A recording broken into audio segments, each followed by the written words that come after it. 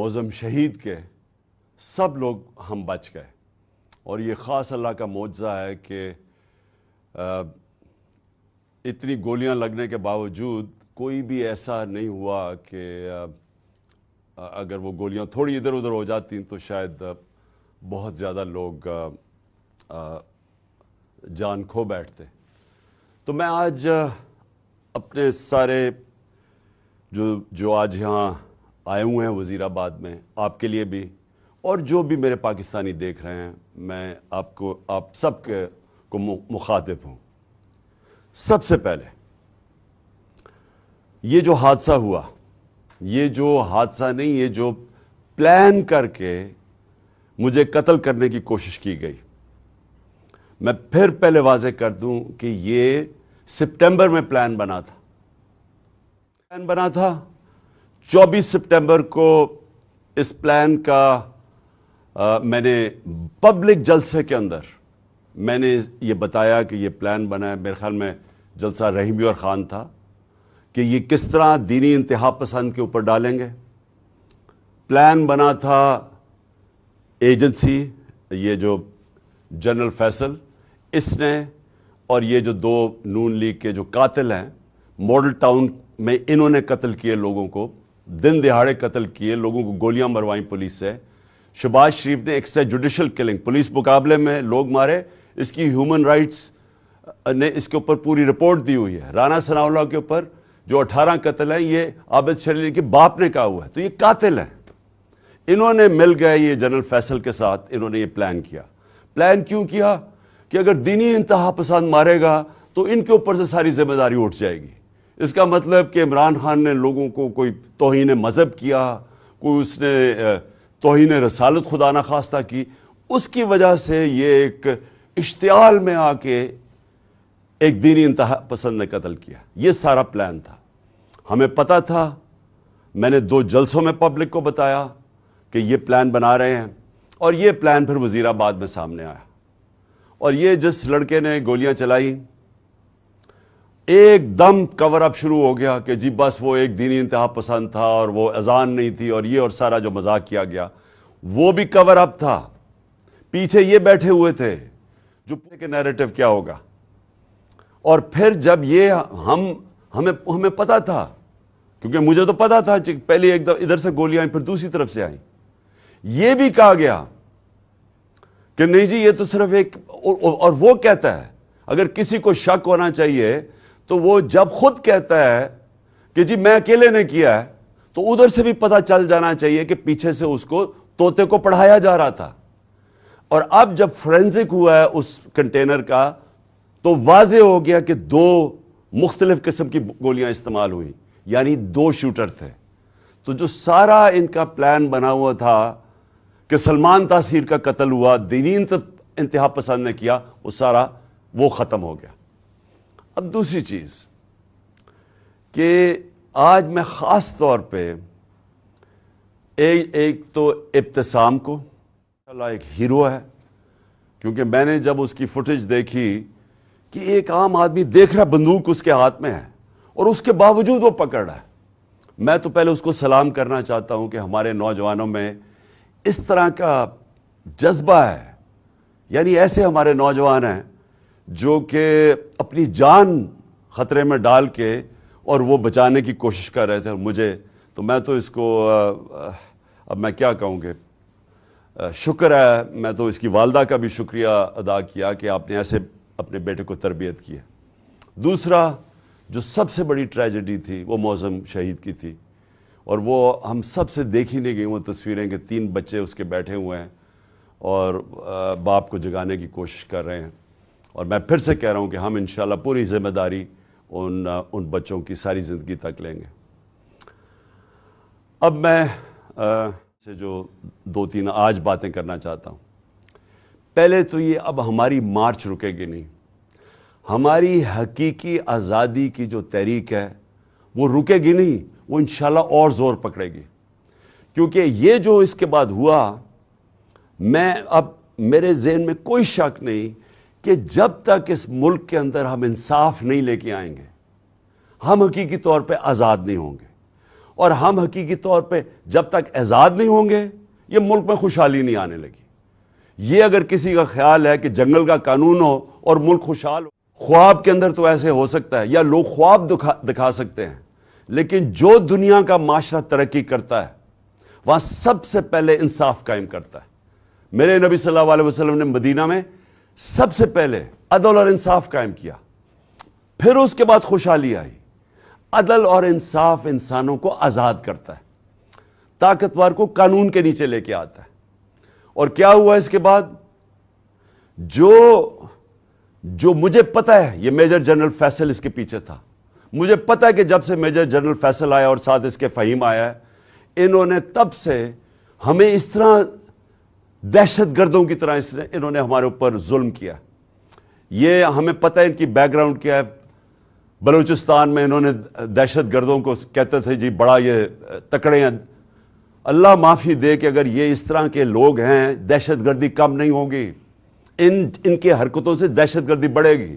جو ہمارے سے انہوں نے کیا ہے، جو صحافیوں سے کیا ہے، جو ارشد شریف سے انہوں نے کیا ہے. ارشد شریف کی مجھے پتہ ہے، ارشد شریف جب مجھے کہہ رہا تھا کون اس کو دھمکیاں دے رہا تھا، جو ملک سے شریف میں بعد میں بات کروں گا.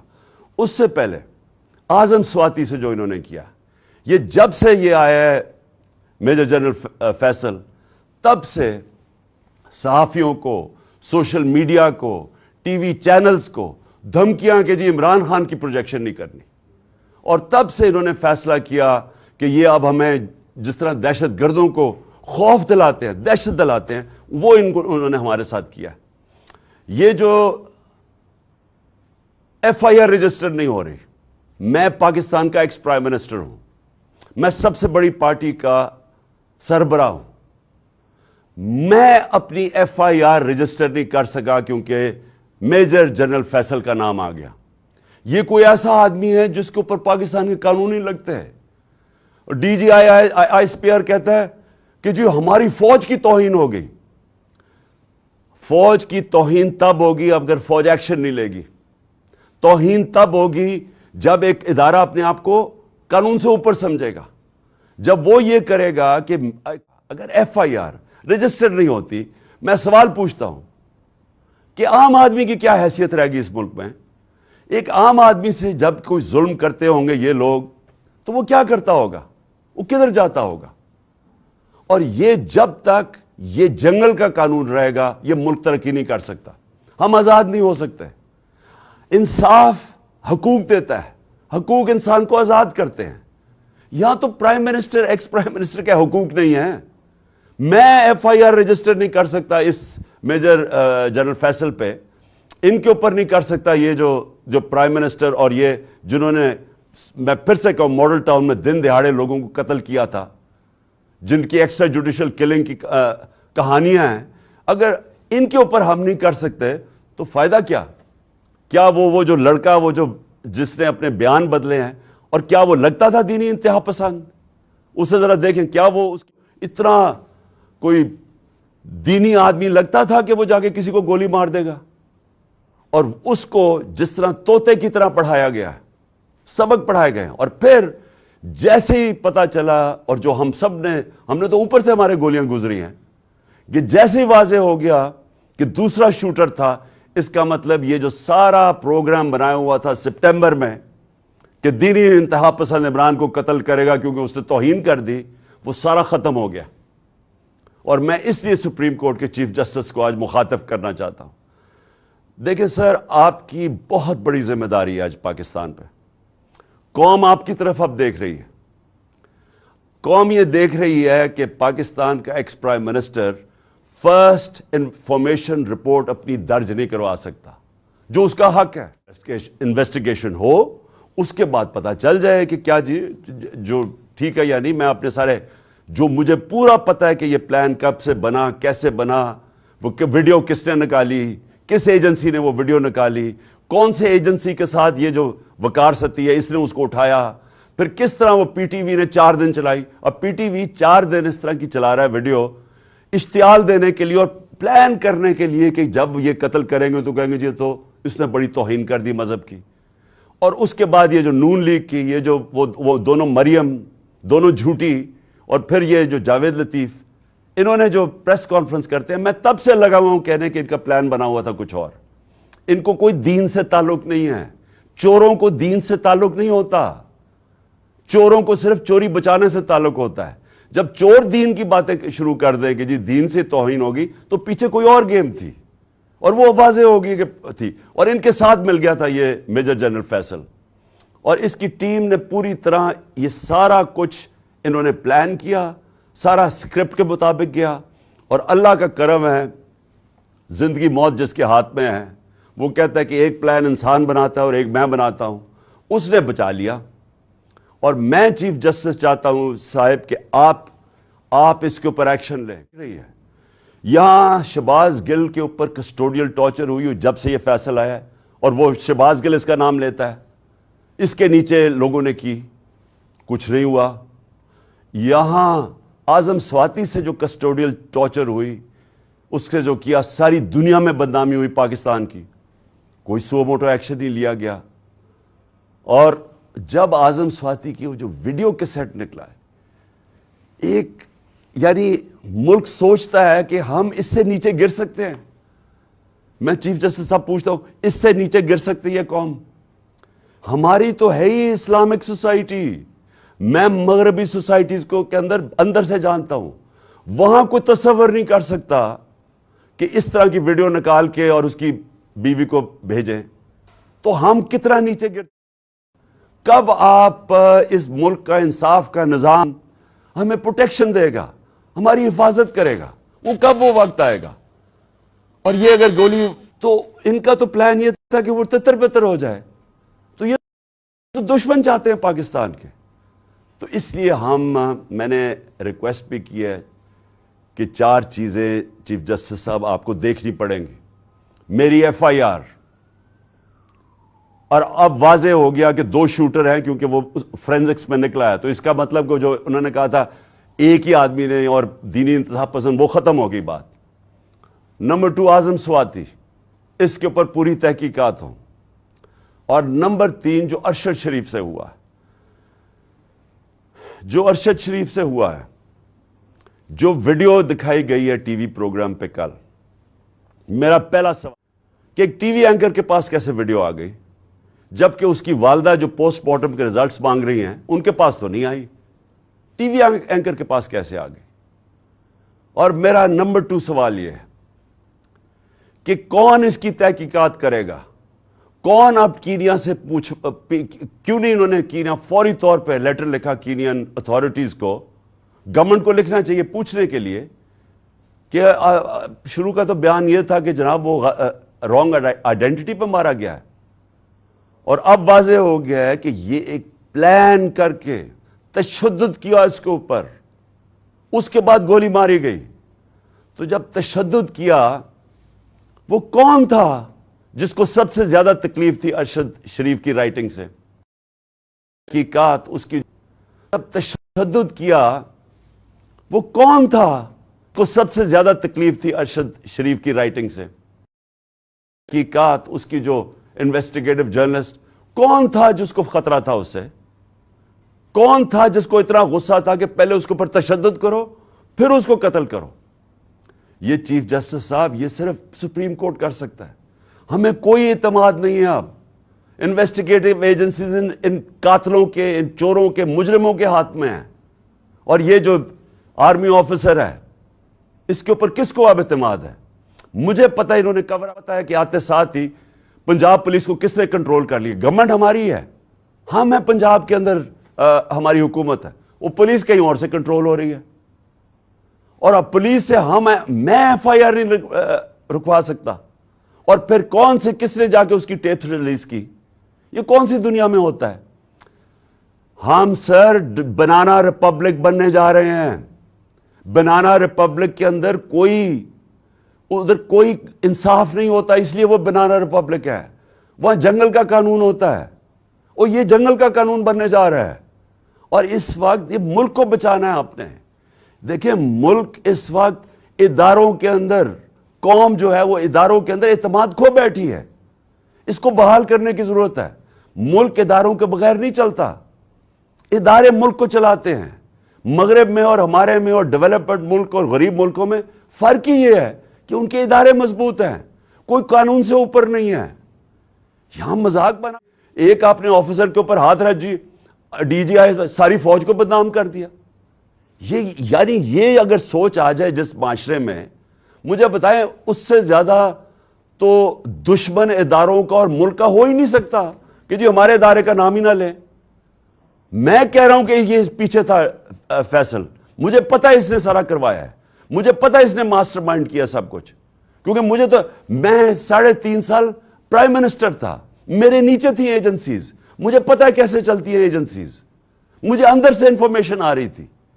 اور میں اگر پرائم منسٹر, ملک کا ex prime minister FIR register نہیں کر سکتا, اور اگر یہ کہنا کہ جی عمران اپنا سیاست چمکانے کے لیے کر رہا ہے, مجھے سیاست چمکانے کے لیے یہ کرنے کی ضرورت نہیں ہے.